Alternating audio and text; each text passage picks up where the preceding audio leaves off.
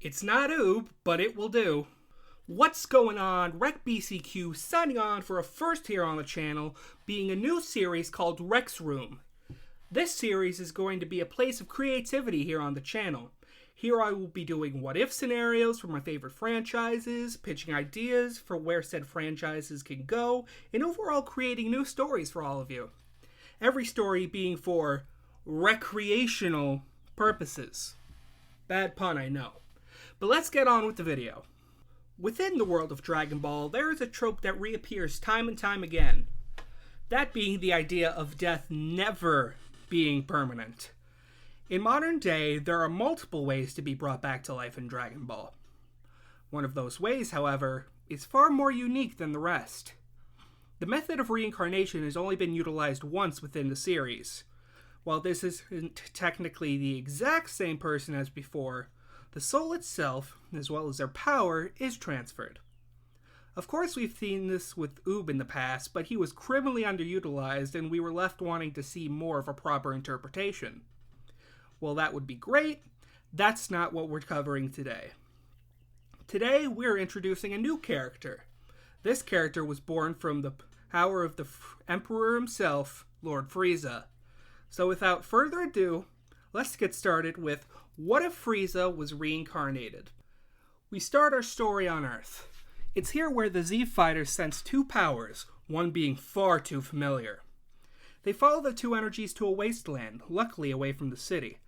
It's here they see a large ship land. Two figures slowly walk out, one being a small alien with cybernetic attachments replacing their proper limbs, the other resembling the first, except being far larger with a cape, large horns on its head, and lacking the same cybernetic enhancements. We know these two as Mecha Frieza and King Cold.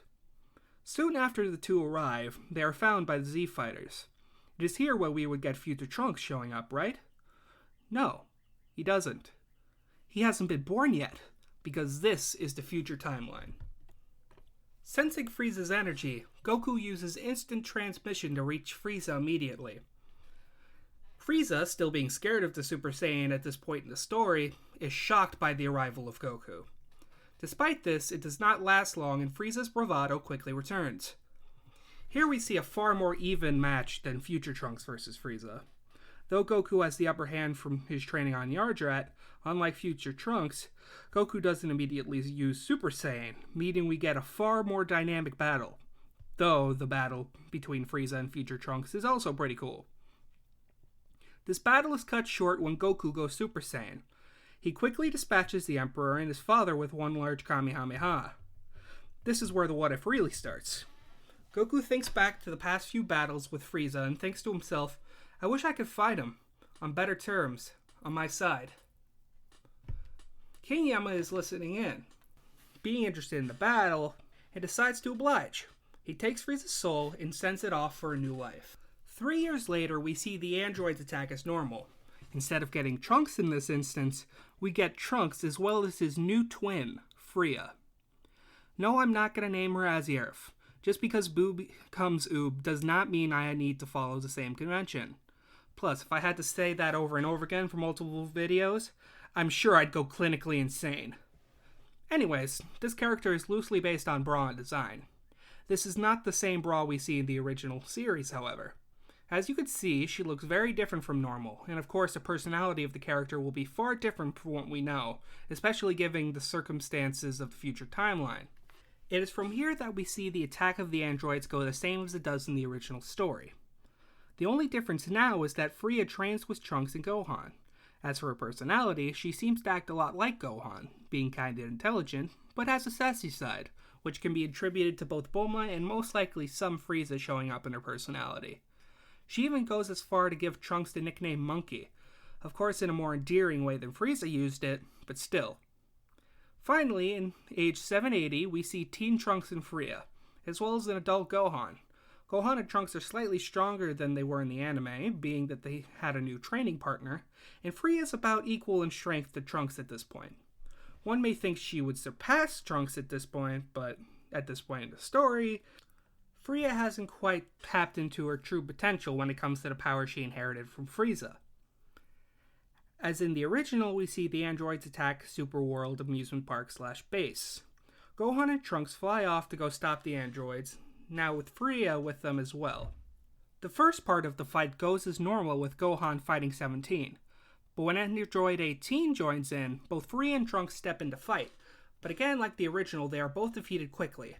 Gohan swoops in to save them and ends up losing his arm as per usual. The scene with Trunks and Gohan happens as normal. Gohan knocks out Trunks and heads off to fight the androids one last time, not wanting to risk any more lives other than his own. You may be asking where Frieza is in this scene. Don't worry, I didn't forget about her. She had her own plan. Frieza is both an analytical and, ironically, empathetic person. She can sense that Gohan wants to go in alone for the next battle. Expecting Gohan to pull something to keep them away, she stays behind.